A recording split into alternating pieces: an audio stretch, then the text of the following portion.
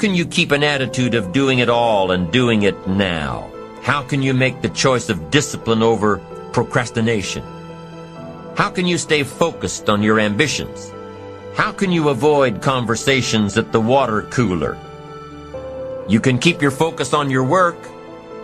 You can get it done today instead of tomorrow. You've got to really work on your consistent self-discipline on a daily basis, or you'll find yourself distracted. Distracted by negative thoughts, distracted by negative people, distracted by water cooler chatter, and pretty soon, depending on the type of people you've associated with, distracted by your doubts within yourself. Never underestimate the power of influence and associations. And never underestimate the power of your own consistent self-discipline. As you know my story, I met someone when I was 25 years old. His name was Earl Schoaf, who dropped into my life at an extraordinary time. So, key phrase, timing has a lot to do with it, and who knows, part of the mystery of time, the timing. Part of the timing one I just had that experience that I've shared in other seminars when the Girl Scout knocked on my door. And I walked to the door, and she gives me the big pitch on the Girl Scout cookies, best organization in the world for girls. Got several flavors, time to buy the cookies, only $2. And with a big smile, she very politely asked me to buy. No problem, I wanted to buy. Big problem, I didn't have $2 in my pocket. And I didn't want to tell her that. So I did what I thought was next best. I lied to her. And I said, hey, look, I've already bought plenty of Girl Scout cookies. We've still got plenty in the house we haven't eaten yet. She said, oh, that's wonderful. Thank you very much. And she leaves.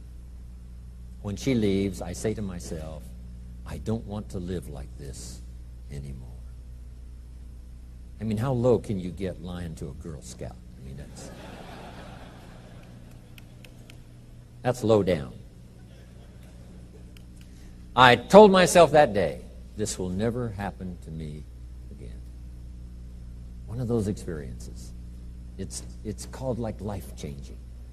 I said, I'm going to search till I find better opportunities so my pocket won't be empty and the bank account won't be empty, and I won't be so far behind on my promises to my family. And it was shortly after that I meet Earl Schoaf, who taught me how to be wealthy, who taught me how to change my life. So who knows what the connection is, right? Someone says when the student is ready, the teacher will appear. You know, I don't know all the mystery of that. But anyway, it seems like some of those things uniquely happen. But it was Mr. Schoaf over a 5-year period before he died at age 49 who taught me some extraordinarily simple things. He only went to the 9th grade in school, never finished high school, never went to college, never went to university. So he put his ideas and his experiences in very simple language, which I think for me, you know, a kid from the farms of Idaho, that simplicity was so important. Because if it would have been technical, I'd have missed it. If it would have been mystic, I would have, backed away. But it was just basic, blunt, ABC, familiar stuff that I hadn't thought of before. And he did start to remind me, and those ideas changed my life. Mr. Schoaf was the one when I said, this is all they pay. He said, you've been working 6 years, Mr. Rohn, how come you're not doing better? And I said, this is all the company pays. He says, well, that's not true. I said, no, this is my paycheck. This is all the company pays. He said, no, this is all the company pays you. I thought, that's a new way to look at it, right? He said, doesn't the company pay 2, 3, 4, 5 times this amount to other people? I said, well, yes. He said, well, then this is not all the company pays. It's all they pay you.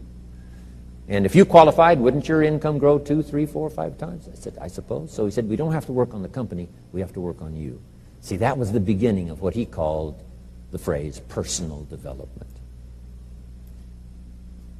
I told him things cost too much. He said, no, you can't afford them. I thought, well, that's a new concept. I hadn't thought about that. We put some of the valuable things on the high shelf, so you can't get to them until you qualify. If you want the things on the higher shelf, you've got to stand on the books you read. Every book you read, you get to stand a little higher so you can get the things on the higher shelf. See, I learned those concepts. It was so incredible. And here was the most important one. Success is something you attract by the person you become. See, that phrase changed my life. Success is something you attract by the person you become. Success is not something you pursue. It's like chasing a butterfly. You can't quite catch it. Success is something you attract by becoming an attractive person.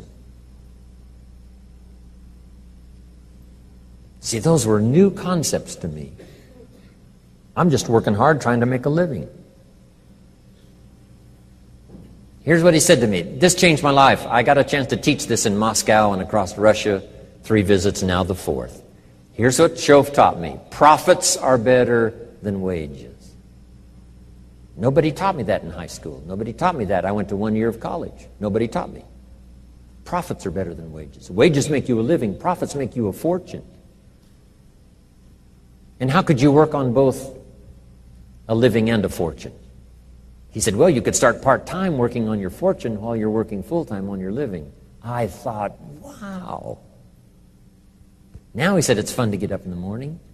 Not just getting up, go to work to pay the rent, but to get up to go to work to make a fortune. First, to make a living for my family. Second, to make a fortune. And he taught me how to make both a living and a fortune. Guess what I did? I learned how to make both a living and a fortune. And I found out anybody could do it once they get the information. And at age 25, I started receiving this extraordinary information.